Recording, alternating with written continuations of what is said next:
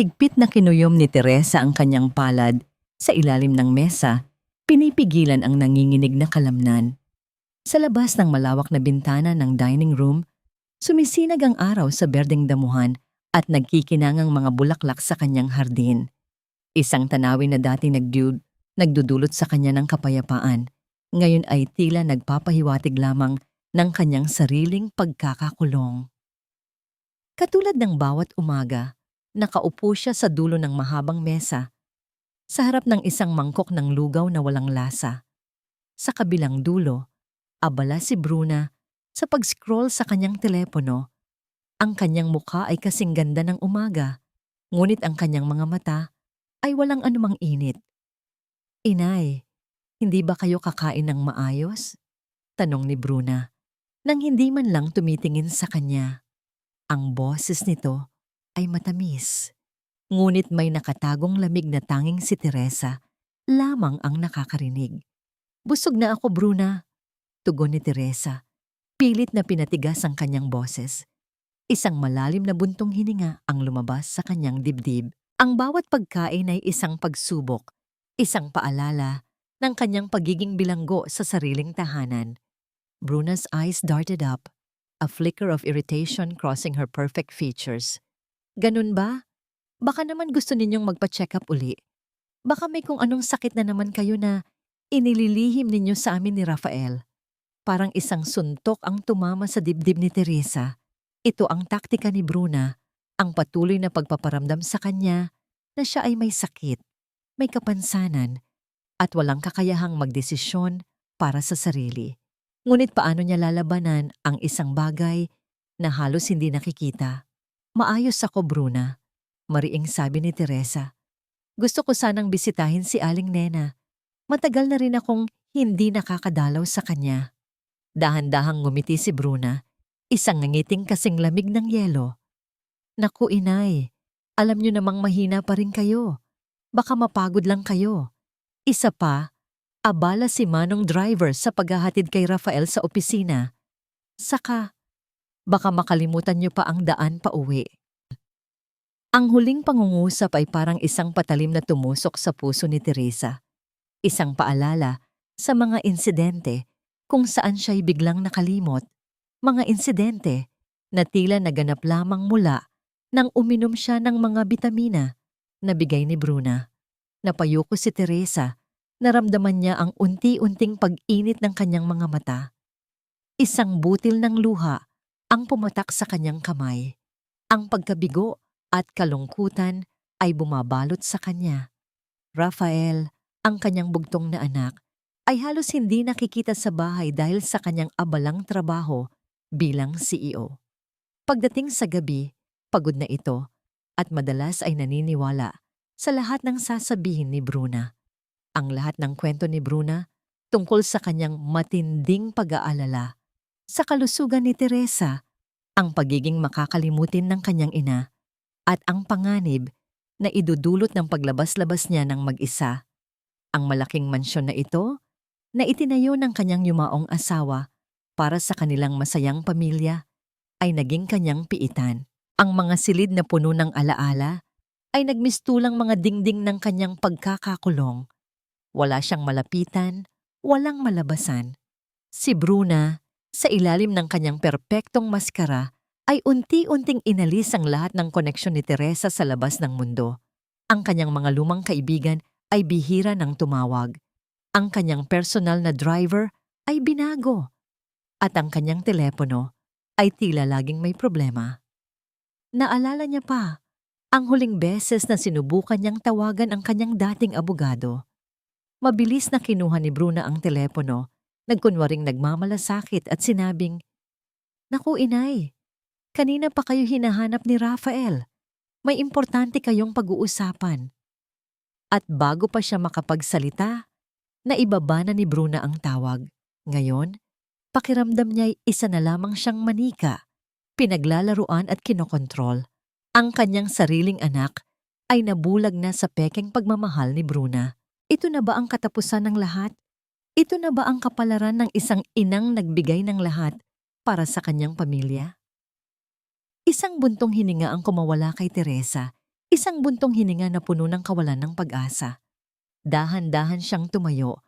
Ang kanyang mga buto ay tila kumakalas. Aakyat na ako sa taas, sabi niya, nang hindi na muling tumingin kay Bruna. Sige inay, ipapahanda ko na lang sa inyo ang pampalakas nyo para gumaan-gaan naman ang pakiramdam nyo. Sagot ni Bruna, ang boses ay matamis pa rin, ngunit ngayon ay may bahid ng isang tagumpay. Pagdating sa kanyang silid, nakita ni Teresa ang isang tasa ng tsa sa kanyang bedside table. Alam niya kung ano ito. Ang pampalakas na tinutukoy ni Bruna, ang inuming nagpapamanhid sa kanyang isip at unti-unting kumukuha sa kanyang alaala. Napansin niya ang isang kakaibang ngiti sa labi ni Bruna nang huli itong tumingin sa kanya bago lumabas ng silid. Isang nangiting hindi kayang ipaliwanag, ngunit nagpapahiwatig ng masamang balak. Naramdaman ni Teresa ang unti-unting pag-ikot ng kanyang ulo, kasabay ng pagsakit ng kanyang sentido. Ang kanyang paningin ay lumabo ng kaunti. Tiningnan niya ang tasa ng tsaa na nasa lamesa. Muli, isang kaba ang naramdaman niya. Isang malaking kaba. Hindi ito ang unang pagkakataon. Nararamdaman niya ang unti-unting paghina ng kanyang katawan at isip. At alam niyang si Bruna ang may kagagawan nito. Mula ng araw na yon, mas madalas nang makalimot si Teresa. Hindi niya maalala kung saan niya inilagay ang kanyang salamin o kung ano ang kanyang pinaplano para sa tanghalian. Nagigising siya sa umaga na may pakiramdam na may mahalaga siyang nakalimutan, ngunit hindi niya matukoy kung ano. Ang mga pangyayaring ito ay nagdulot ng matinding pagkabagabag sa kanyang kalooban. Isang hapon, habang nag-aayos siya ng kanyang mga lumang litrato, may biglang tumawag sa kanyang landline. Ito si Aling Nena, ang kanyang matalik na kaibigan. Kumusta ka na, Teresa? Matagal ka nang hindi nagpapakita. Ayos ka lang ba dyan? Nagkaroon ng pag-asa si Teresa. Ito ang kanyang pagkakataon. Nena, mabuti naman ako. Pero, bago pa man niya matapos ang pangungusap, narinig niya ang yapak ni Bruna na papalapit. Agad niyang ibinaba ang telepono. Ang puso'y kumakabog ng malakas. Nagkunwari siyang abala sa pagtingin sa mga litrato. Sino ang kausap mo, Aynay? Tanong ni Bruna. Nakatayo sa may pintuan. Ang mga mata ay nakatingin sa kanya nang may pagdududa. Wala, Bruna. Nag-aayos lang ako ng mga lumang litrato. Sagot ni Teresa.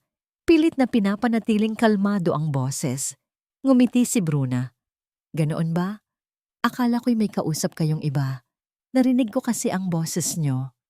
Hindi ito umalis hanggat hindi nito natiyak na hindi na muling tatawag si Aling Nena. Kinabukasan, isang gabi, habang naghahanda si Yaya Elena ng hapunan sa kusina, nakita niya si Bruna na abala sa paghalo ng kung ano sa isang maliit na baso. Ang mga mata ni Bruna ay nakatutok sa baso at nang marinig nito ang yapak ni Yaya Elena, agad nitong itinago ang baso sa likod ng kanyang likuran. Bruna, ano ang ginagawa mo?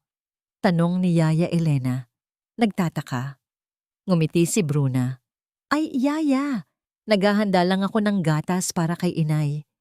Kasi, alam mo na, mahina na talaga ang kanyang mga buto. Ngunit isang kakaibang amoy ang napansin ni Yaya Elena, parang amoy gamot. Umalis si Bruna dala ang baso at lihim na sinundan ni Yaya Elena ito. Nakita niya kung paano inabot ni Bruna ang baso kay Teresa na nakaupo na sa kanyang kama. Inumin niyo na po ito, inay, para gumaan ang pakiramdam niyo at makatulog kayo ng mahimbing, sabi ni Bruna. Pilit nang ngumiti si Teresa at ininom ang gatas. Pagkatapos, umalis si Bruna at naiwan si Yaya Elena na may malalim na pagdududa. Bakit ganoon na lamang ang pagtatago ni Bruna? At bakit tila mas humihina si Teresa sa halip na gumaling? Kinabukasan, habang naglilinis ng silid ni Teresa, napansin ni Yaya Elena ang isang maliit na botelya ng gamot na nakatago sa ilalim ng unan ni Teresa. isang gamot na pampatulog. Hindi ito ang gamot na inireseta ng doktor. Nagkaroon siya ng kutob.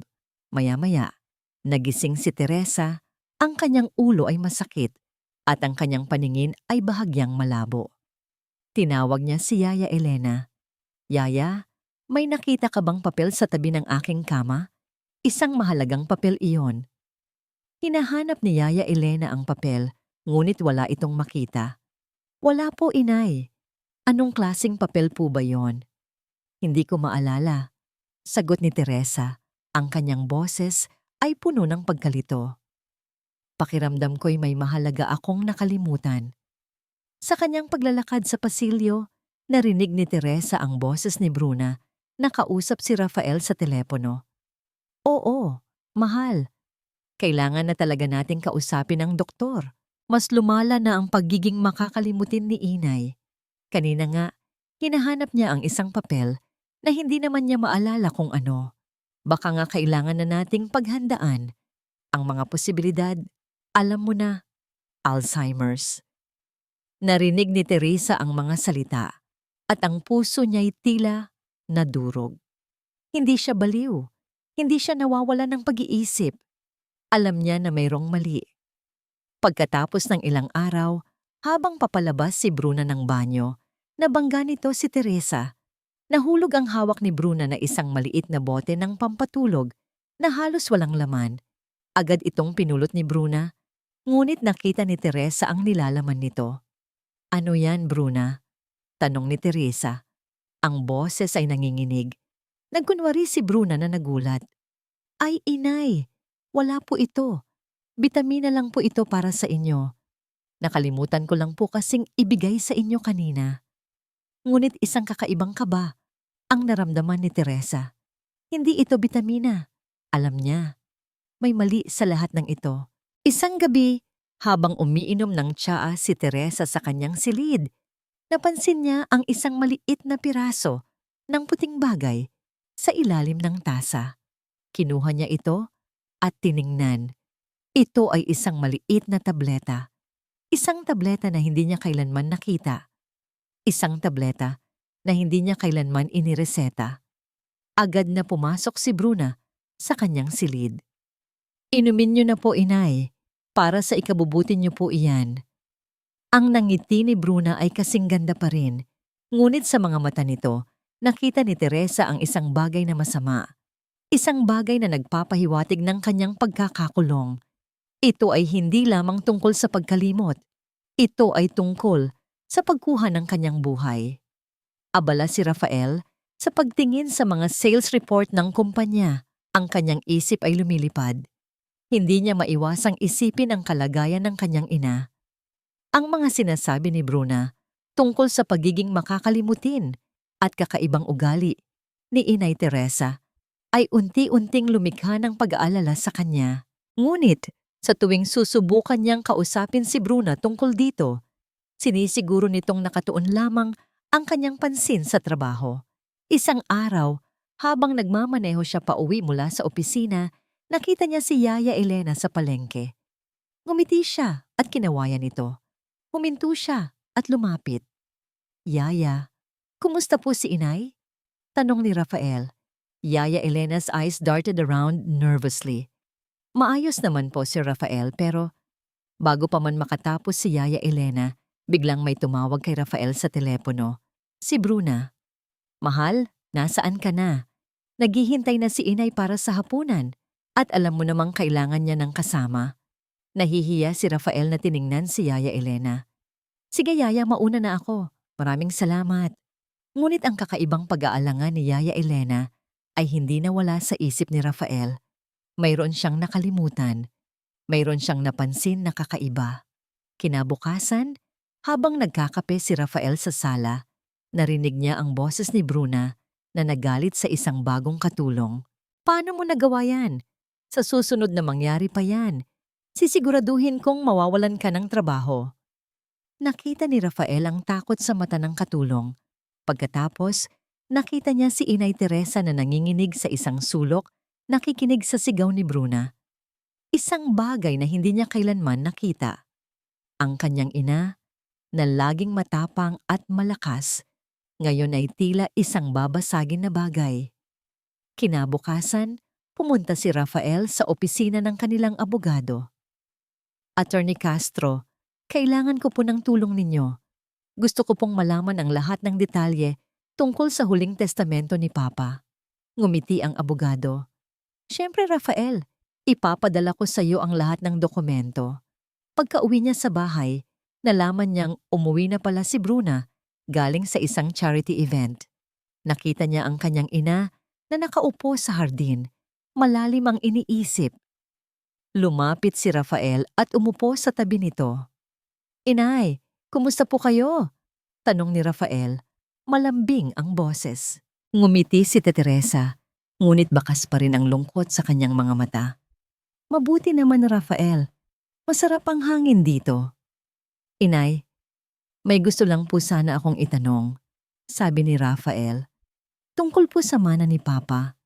Maayos naman po ba ang lahat? Nagtataka si Teresa. Oo anak, bakit mo na itanong? Wala naman po inay, nag-aalala lang po ako sa inyo. Sagot ni Rafael, ngunit sa loob-loob niya, meron siyang nararamdamang kakaiba. Nang gabing iyon, habang umiinom sila ng kape ni Bruna, kinuwento niya ang pagbisita niya sa abogado. Kakausapin ko lang sana si Attorney Castro tungkol sa ilang papeles ng kumpanya. Nagulat si Bruna. Bakit? May problema ba? Wala naman. Gusto ko lang siguraduhin na maayos ang lahat. Alam mo na, para masiguro ang kinabukasan ng kumpanya, sagot ni Rafael. Ngumiti si Bruna, ngunit ang kanyang mga mata ay parang may inililihim. Mabuti nga yan, mahal, para masiguro mo na maayos ang lahat. Nang umaga, habang nagbabasa ng dyaryo si Rafael, napansin niya ang isang lumang litrato sa mesa.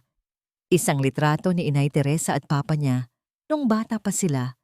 Nakita niya ang kislap ng kaligayahan sa mga mata ng kanyang ina.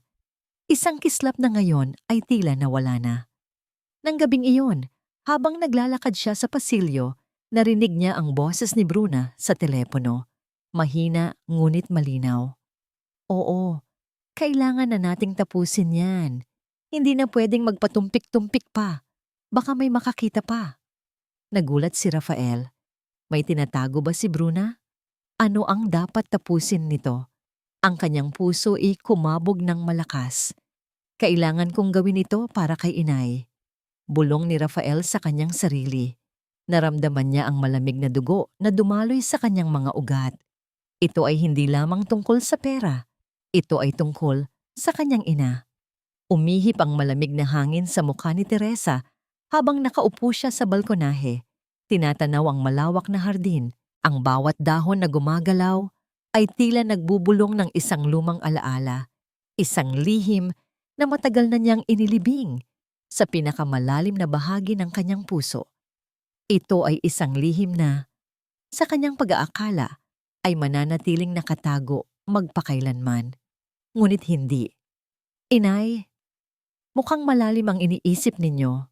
Bati ni Bruna. Lumitaw sa likuran niya. Ang kanyang boses ay may bahid ng pagmamaniac.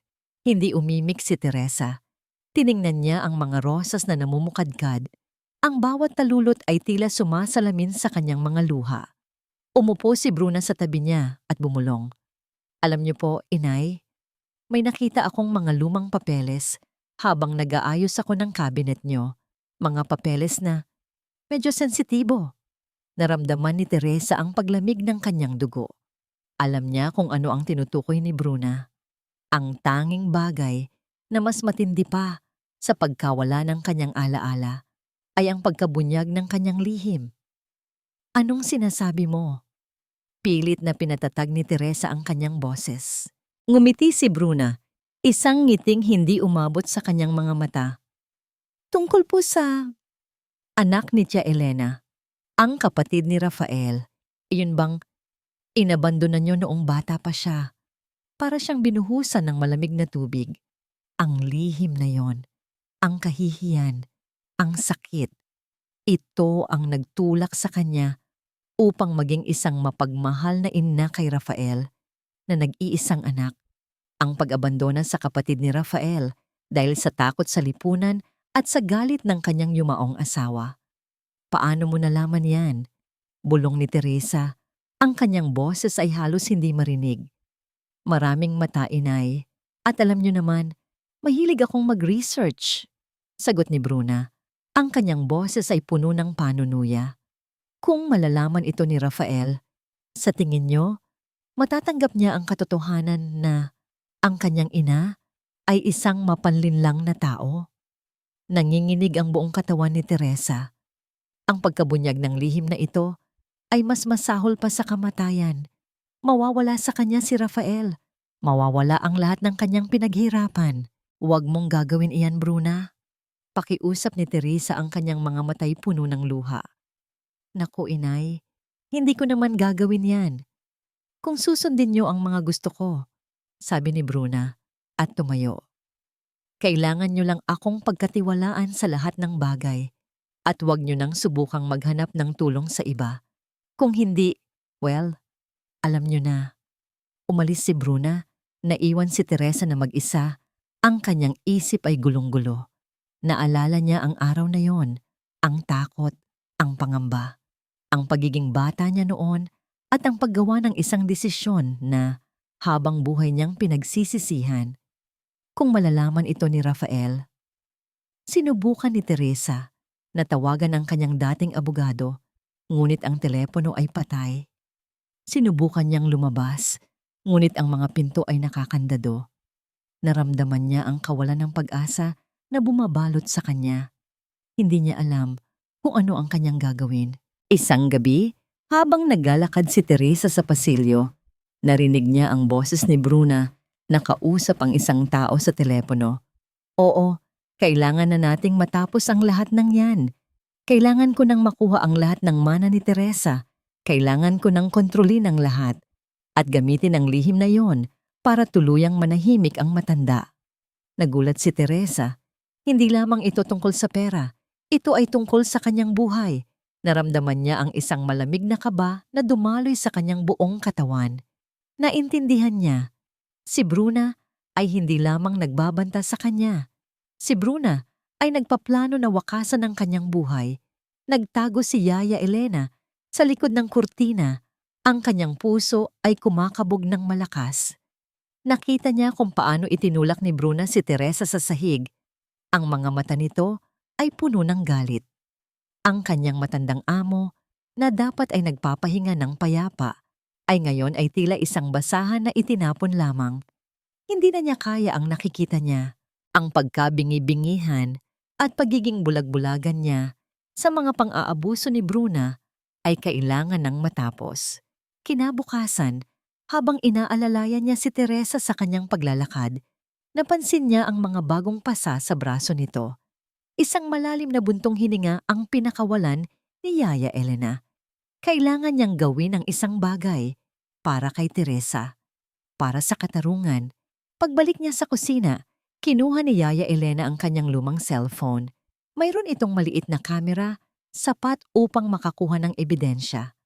Habang naglilinis siya sa sala, siniguro niyang nakatutok ang kamera sa dining room kung saan madalas nagaganap ang mga pagtatalo ni Bruna at Teresa. Kinagabihan, habang tulog na si Bruna, dahan-dahang lumabas si Yaya Elena mula sa kanyang silid.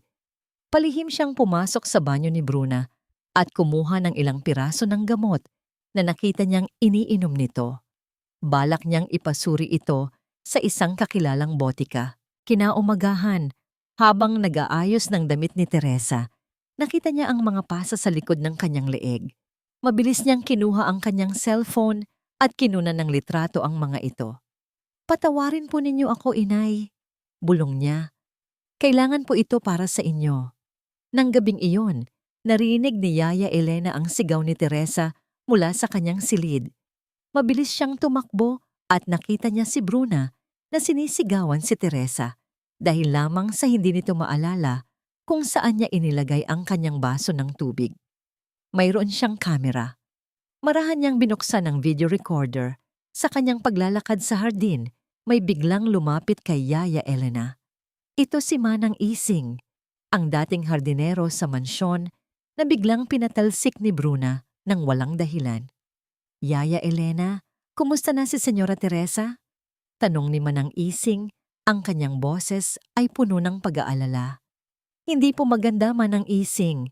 Sagot ni Yaya Elena, ang kanyang mga mata ay puno ng luha. Si Senyora ay inaabuso ni Senyora Bruna. Nagulat si Manang Ising. Alam ko, kaya nga ako pinatalsik ni Senyora Bruna dahil nakita ko ang ginagawa niya kay Senyora Teresa. May nakita pa nga akong kakaibang gamot na laging nasa bedside table ni Senyora Teresa. Alam kong may mali. Nagkaroon ng pag-asa si Yaya Elena. Manang Ising, kailangan po namin ang tulong ninyo. Kailangan po nating iligtas si Senyora Teresa. Ngumiti si Manang Ising. Huwag kang mag-alala, Yaya Elena. Gagawin ko ang lahat para kay Senyora Teresa. Marami akong nakita, marami akong alam. Ikinuwento ni Manang Ising ang lahat ng kanyang nakita. Kung paano unti-unting pinahirapan ni Bruna si Teresa, ang mga gamot na ibinibigay nito, at ang mga pananakot. Nang gabing iyon, habang naglilinis si Yaya Elena sa sala, nakita niya ang cellphone ni Bruna sa mesa. May biglang pumasok sa kanyang isip. Mabilis niyang kinuha ang cellphone, nag-browse ng ilang files, at natuklasan ng isang recording. Isang recording ng pag-uusap ni Bruna sa isang abogado tungkol sa pagkuha ng lahat ng mana ni Teresa at ang paggamit sa lihim nito. Nagulat si Yaya Elena. Ito na ang hinahanap niya. Ang ebidensya na maglalabas sa katotohanan. Habang papalabas si Bruna ng kanyang silid, nakita niya si Yaya Elena na may hawak na telepono malapit sa pintuan ni Teresa. Ang kanyang mga mata ay nagkaroon ng pagdududa. Anong ginagawa mo dyan, Yaya? Tanong ni Bruna. Ang kanyang boses ay puno ng pagdududa. Nagkunwari si Yaya Elena na gulat. Ay, Senyora! Kausap ko po ang kapatid ko. Kinukumusta ko lang po. Alam niyo naman, matagal na rin po kaming hindi nagkikita. Ngumiti si Bruna, ngunit ang kanyang mga mata ay parang may inililihim pa rin. Sige, siguraduhin mong hindi ka nagtatago ng kahit ano. Nanginginig si Yaya Elena, ngunit alam niyang kailangan niyang ipagpatuloy ang kanyang misyon para kay Teresa. Ang mga salita ni Yaya Elena ay umalingaw-ngaw sa isip ni Rafael, parang malakas na kulog sa gitna ng katahimikan. Sir Rafael, may gusto po sana akong sabihin sa inyo tungkol po kay Senyora Teresa at kay Senyora Bruna. Kinabukasan, sa isang liblib na coffee shop sa labas ng bayan, naghihintay si Rafael.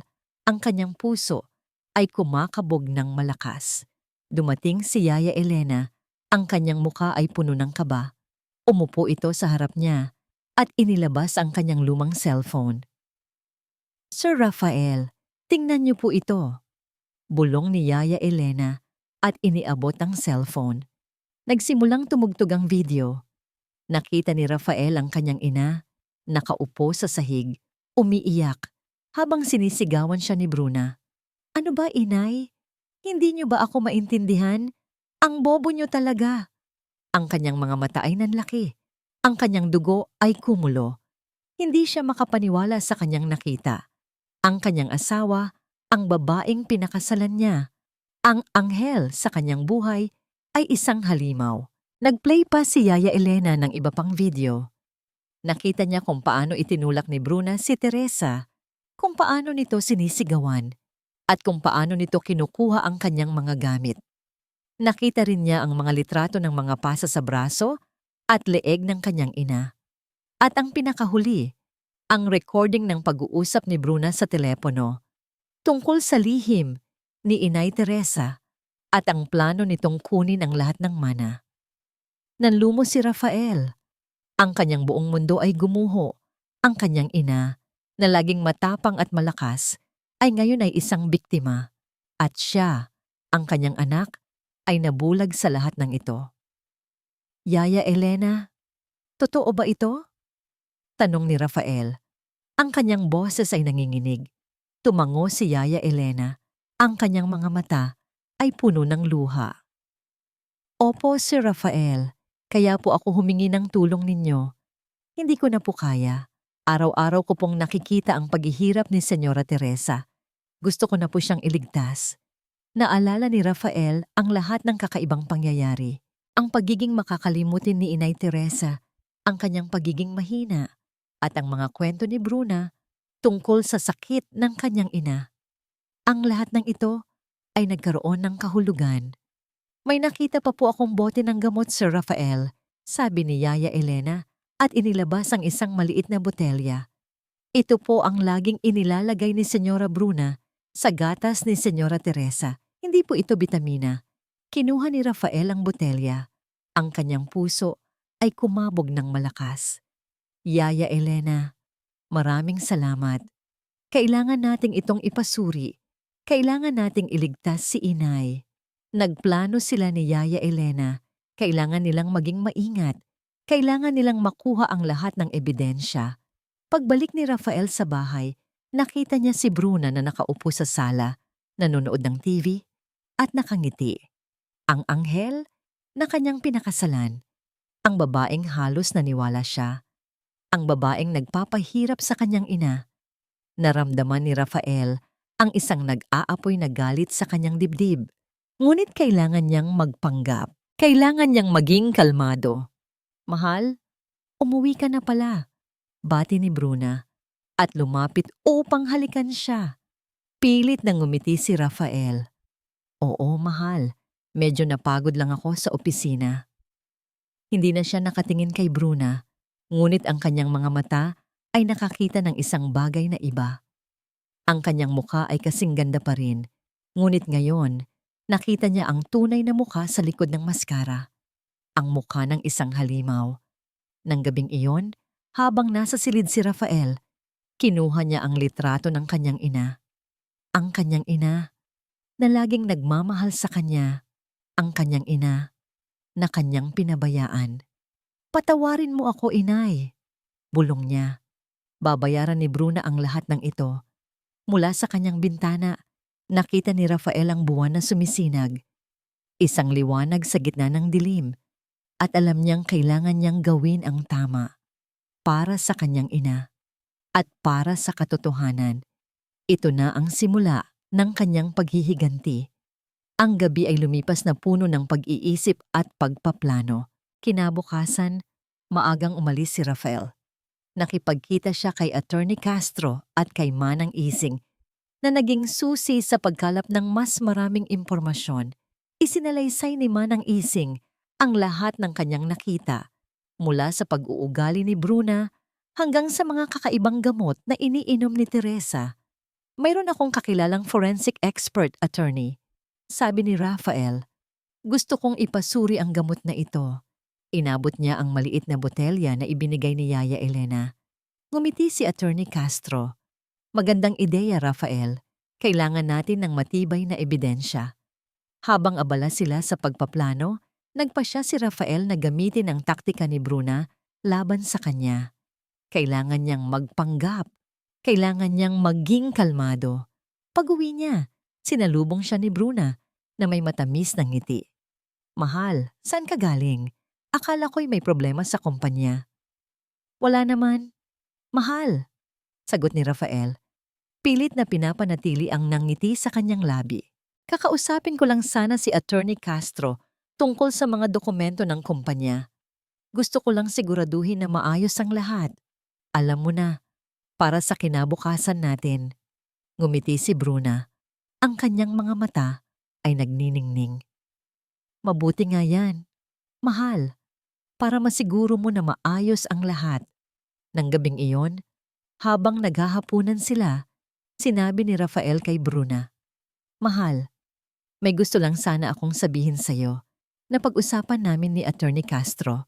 Dahil sa kalagayan ni Inay, kailangan na nating maghanap ng magandang nursing home para sa kanya para masigurado ang kanyang kaligtasan at kapakanan. Nagulat si Bruna, ngunit mabilis itong nakabawi. Naku, mahal, sobra naman yata yan. Alam mo namang mahal na mahal ko si Inay, pero kung yan ang makakabuti sa kanya, sige. Hahanap tayo ng pinakamaganda. Ngumiti si Rafael. Salamat, mahal. Alam kong maiintindihan mo ako. Sa loob-loob ni Rafael, alam niyang gumana ang kanyang plano. Ang paghahanap ng nursing home ay magtutulak kay Bruna upang gawin ang kanyang huling hakbang. Kinabukasan, habang nasa opisina si Rafael, nakatanggap siya ng tawag mula sa forensic expert. Sir Rafael, nakumpirma na po namin ang gamot na nasa botelya. Ito po ay isang uri ng sedative na kapag patuloy na iniinom ng isang matanda, ay magdudulot ng pagkalito, pagkalimot, at unti-unting paghina ng katawan. Nanlamig si Rafael. Salamat na ni Doktora. Malaking tulong po ito. Nang gabing iyon, nag-install si Rafael ng mga maliliit na kamera sa silid ni Teresa at sa sala. Siniguro niyang walang makakapansin sa mga ito. Kailangan nating maging handa, Yaya Elena. Bulong ni Rafael kay Yaya Elena. Sa sandaling gawin ni Bruna ang kanyang huling hakbang, kailangan nating mahuli siya. Ikinuwento ni Yaya Elena ang lahat ng kanyang nakita at narinig tungkol sa mga gamot na ibinibigay ni Bruna kay Teresa at ang mga plano nitong kunin ang lahat ng mana. Nang gabing iyon, habang nasa kanyang silid si Rafael, nakita niya sa monitor ang pagpasok ni Bruna sa silid ni Teresa. May hawak itong maliit na bote at isang syringe. Ang puso ni Rafael ay kumabog ng malakas. Ito na ang sandali. Ito na ang katapusan ng lahat. Kailangan kong gawin ito para kay inay. Bulong niya at mabilis na kinuha ang kanyang telepono. Ito na ang oras para tawagan ang mga pulis. Ito na ang oras para ilantad ang tunay na mukha ng anghel na kanyang pinakasalan. Nanginginig ang mga kamay ni Rafael habang idinidiyal ang numero ng pulis. Sa screen ng monitor, nakikita niya si Bruna. Ang kanyang mukha ay puno ng determinasyon, papalapit kay Teresa na mahimbing na natutulog. Hawak nito ang isang syringe, ang karayom ay kumikinang sa dim na ilaw ng silid. Naramdaman ni Rafael ang lamig ng pawis na dumaloy sa kanyang likod. Hello? Pulis po ito. Sagot ng nasa kabilang linya. Kailangan ko po ng tulong ninyo. Halos pasigaw na, sabi ni Rafael. May nangyayari pong krimen dito sa bahay namin. Mabilis niyang ibinigay ang address. Sa silid ni Teresa, dahan-dahang itinaas ni Bruna ang kamay na may hawak na syringe. Ang kanyang mga mata ay walang awa, tila tinatamasa ang sandaling ito ng kapangyarihan. Patawarin mo ako, inay. Bulong nito, puno ng panunuya. Pero kailangan mong umalis para sa kinabukasan ko. Ngunit sa mismong sandaling iyon, nagising si Teresa. Nakita niya ang nakabuyangyang na syringe at ang mga mata ni Bruna na puno ng pagkamuhi. Ang takot ay mabilis na napalitan ng isang kakaibang lakas. Alam niyang ito na ang katapusan o ang simula ng kanyang paglaya. Bruna, anong ginagawa mo? Sigaw ni Teresa at buong lakas niyang itinulak ang kamay ni Bruna. Nagulat si Bruna. Inay, ano ba? Sa labas ng silid, narinig ni Rafael ang kaguluhan. Kasama na niya ang mga pulis. Mabilis silang umakyat sa hagdan. Nang bumukas ang pinto ng silid, nakita nila si Bruna na nakahawak sa leeg ni Teresa. Pilit na itinatago ang syringe. Bruna, bitawan mo si inay! Sigaw ni Rafael at mabilis na lumapit. Nagulat si Bruna. Nakita niya ang mga pulis. Ang kanyang mukha ay namutla. Anong nangyayari dito, Rafael? Pilit na nagkunwari si Bruna. Ang kanyang boses ay nanginginig. Inay, anong sinasabi mo? Lumapit ang isang pulis. Miss Bruna, kasama po namin si Mr. Rafael. Mayroon po kaming warrant of arrest para sa inyo dahil sa kaso ng attempted murder at pagnanakaw. Nagulat si Bruna. Ano? Hindi. Hindi ko ginagawa yan. Si inay. May sakit sa pag-iisip. Nagsisinungaling siya. Lumapit si Teresa. Ang kanyang muka ay puno ng galit at sakit. Bruna, sapat na. Tapos na ang lahat ng panloloko mo. Nakita ko ang lahat ng ginawa mo. Ikinuwento ni Rafael ang lahat, kasama ang mga ebidensya mula kay Yaya Elena at ang ulat mula sa forensic expert. Ibinigay niya ang lahat ng video at litrato.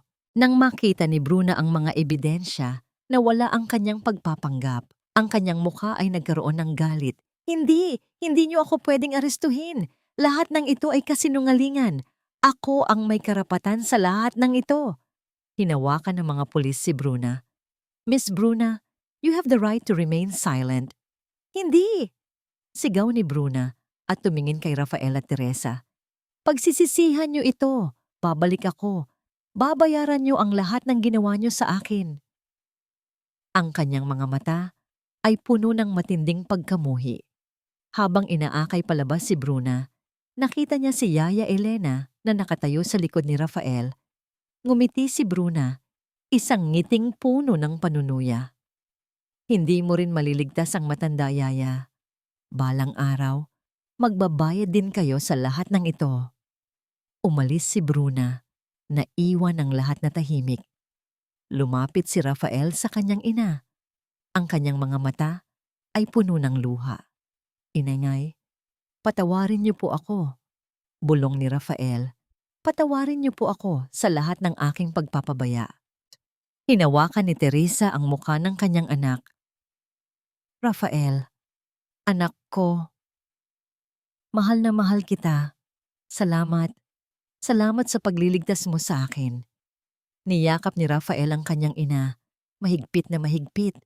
Ito ang pinakamahabang yakap sa kanilang buhay. Ang isang yakap na puno ng pagsisisi, pagmamahal at pag-asa. Dahil sa wakas, nagwagi ang katotohanan. Matapos ang kaguluhan, ang mansyon na dating piitan ni Teresa ay unti-unting napuno ng kapayapaan. Si Bruna ay nakakulong na at nahaharap sa matinding kaso. Si Rafael, sa wakas ay naliwanagan, ay hindi umalis sa tabi ng kanyang ina. Araw at gabi, inaalagaan niya ito. Sinisiguro na maibabalik ang lahat ng nawala. Isang umaga, habang nakaupo sila sa balkonahe, umiinom ng kape, lumuhod si Rafael sa harap ng kanyang ina. Inay, patawarin niyo po ako. Patawarin niyo po ako sa lahat ng aking pagpapabaya. Patawarin niyo po ako dahil nabulag ako sa kasamaan ni Bruna. Hinawakan ni Teresa ang mukha ng kanyang anak. Ang kanyang mga mata ay puno ng pagmamahal. Rafael, anak ko, wala kang dapat ipagpaumanhin. Ang mahalaga ay nandito ka ngayon at alam kong mahal mo ako. Niyakap ni Rafael ang kanyang ina, mahigpit na mahigpit. Ito ang simula ng kanilang paghilom. Agad na ipinasuri ni Rafael ang kanyang ina sa mga pinakamagaling na doktor at neurologist. Natuklasan na ang mga gamot na ibinibigay ni Bruna ay nagdulot ng matinding pinsala sa kanyang nervous system na naging dahilan ng kanyang pagiging makakalimutin at panghihina. Ngunit may pag-asa. Sa tulong ng tamang gamot at therapy, unti-unting babalik ang kanyang lakas at alaala. Siniguro ni Rafael na may mga magagaling na therapist na magtuturo kay Teresa ng mga ehersisyo para sa kanyang isip at katawan. Kasama rin niya si Yaya Elena na hindi umalis sa tabi ni Teresa. Si Yaya Elena na dating takot, ngayon ay naging matapang at malakas at isang tunay na kaibigan para kay Teresa. Isang hapon, habang naglalakad-lakad sila sa hardin, napansin ni Rafael ang isang lumang kahon sa silid ng kanyang ina. Mayroon itong nakasulat na mga lihim ni Teresa. Kinuha niya ito at dahan-dahang binuksan. Sa loob, nakita niya ang mga lumang litrato, mga sulat at isang lumang kwaderno. Sa kwaderno, nakasulat ang kwento ng isang babae na pinabayaan niya noon, ang kapatid ni Rafael. Isang kwento na puno ng sakit at pagsisisi. Binalikan ni Rafael ang kanyang ina at ipinakita ang kwaderno. Inay, tungkol po ba ito sa kapatid ko? Napayuko si Teresa, ang kanyang mga mata ay puno ng luha. Oo, anak. Ito ang pinakamalaking pagkakamali sa buhay ko. Natakot ako noon. Natakot ako sa sasabihin ng mga tao. Natakot ako sa galit ng papa mo. Niyakap ni Rafael ang kanyang ina. Inay, naiintindihan ko po. Mahirap po ang pinagdaanan ninyo. Pero inay, hindi po kayo masamang tao. Nagkamali lang po kayo. Ikinuwento ni Teresa ang lahat ng kanyang pinagdaanan. Ang sakit, ang pagsisisi at ang takot na malalaman ni Rafael ang katotohanan. Inay, patawarin niyo po ang sarili niyo, sabi ni Rafael.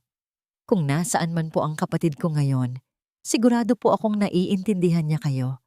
At ako, mahal na mahal ko po kayo, inay.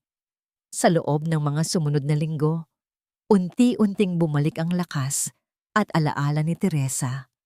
Ang kanyang mga mata ay nagkaroon ng kislap ng buhay. Ang kanyang mandang ngiti ay naging tunay. Isang hapon, habang nakaupo sila sa sala, nagbasa si Rafael ng balita. Inay, si Bruna po, nahatulan na, habang buhay na, pagkakakulong. Tahimik na tumango si Teresa. Wala siyang naramdamang paghihiganti. Tanging kapayapaan lamang. Sa wakas, nahanap ni Teresa ang kanyang kapayapaan. Ang kanyang sugat ay unti-unting gumaling. At alam niyang mayroon pa siyang misyon. Isang misyon na mas malaki pa sa kanyang sarili. Nang gabing iyon, habang nakatingin si Teresa sa labas ng bintana, nakita niya ang isang batang babae na naglalakad sa kalsada, namumulot ng basura. Ang kanyang mga mata ay puno ng lungkot. Isang ideya ang biglang pumasok sa isip ni Teresa. Isang ideya na magbabago sa kanyang buhay. Isang ideya na magbibigay ng bagong kahulugan sa kanyang paghilom.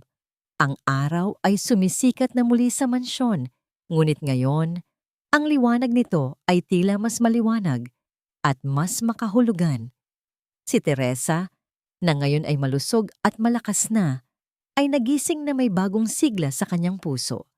Ang ideya na bumuong sa kanyang isip ng gabing iyon ay hindi na lamang isang panaginip, kundi isang bagong misyon. Rafael, anak, sabi ni Teresa habang nag-aalmusal sila. Gusto kong gamitin ang aking yaman at karanasan para tulungan ang iba. Ngumiti si Rafael. Ano po ang ibig ninyong sabihin, inay? Gusto kong magtayo ng isang sentro para sa mga biktima ng pang-aabuso, lalo na ang mga matatanda. Paliwanag ni Teresa, ang kanyang mga mata ay nagniningning. Gusto kong maging boses para sa mga walang boses. Gusto kong ipakita sa kanila na hindi pa huli ang lahat para lumaban at makahanap ng pag-asa. Nagulat si Rafael, ngunit agad na napuno ng paghanga. Iyan po ang pinakamagandang ideya, inay. Sasamahan ko po kayo sa misyon na yan. Sa tulong ni Rafael, Yaya Elena at Attorney Castro, mabilis na naitatag ang Teresa's Haven, isang sentro na nagbibigay ng kanlungan, suporta at legal na tulong sa mga matatandang biktima ng pang-aabuso. Binuksan ni Teresa ang kanyang mansyon bilang sentro ng kanilang operasyon at ang hardin na dating saksi ng kanyang kalungkutan ay ngayon ay naging simbolo ng pag-asa at pagbangon. Isang araw, sa isang simpleng seremonya, formal na binuksan ang Teresa's Haven. Nagbigay ng talumpati si Teresa. Ang kanyang boses ay malinaw at puno ng damdamin. Hindi ko akalain na darating ang araw na ito. Sabi niya, ang kanyang mga mata ay nakatingin sa mga taong naroroon. Dati, ako ay isang bilanggo sa sarili kong tahanan, puno ng takot at kawalan ng pag-asa. Ngunit sa tulong ng aking anak, ng aking mga tapat na kasambahay, at ng Diyos, natagpuan ko ang aking lakas. At ngayon, gusto kong gamitin ang aking lakas para tulungan kayo. Ikinuwento niya ang kanyang pinagdaanan, ang kanyang paghihirap, at kung paano siya bumangon. Ang kanyang kwento ay nagbigay inspirasyon sa lahat ng nakikinig. Maraming matatanda ang lumapit sa kanya, umiiyak, at nagpapasalamat. Si Teresa, sa kanyang edad, ay naging isang simbolo ng pag-asa. Hindi lamang siya nagbigay ng kanlungan, kundi nagbigay din siya ng pag-asa sa mga taong nawalan na. Lumipas ang mga taon At ang Teresa's Haven ay lumaki. Maraming matatanda ang natulungan. Maraming buhay ang nabago. Isang hapon, habang nakaupo si Teresa sa kanyang hardin, nakikinig sa tawanan ng mga matatanda na tinutulungan niya, lumapit si Rafael at umupo sa tabi niya. "Inay, tingnan niyo po ang lahat ng nagawa ninyo," sabi ni Rafael. Ang kanyang boses ay puno ng paghanga. "Ang dami niyo pong natulungan."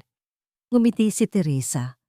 "Rafael, anak, ang pinakamahalaga ay hindi ang yaman o ang kapangyarihan. Ang pinakamahalaga ay ang pagmamahal, ang kapatawaran, at ang pagtulong sa kapwa." Tiningnan ni Teresa ang palubog na araw. Ang kanyang mukha ay puno ng kapayapaan. Ang kanyang buhay ay naging isang patunay na hindi pa huli ang lahat para makahanap ng pag-asa at pagmamahal. Hindi pa huli ang lahat para lumaban. At hindi pa huli ang lahat para bumangon. Ito ang kanyang bagong misyon. Ito ang kanyang bagong buhay. At ito ang kanyang huling pamana.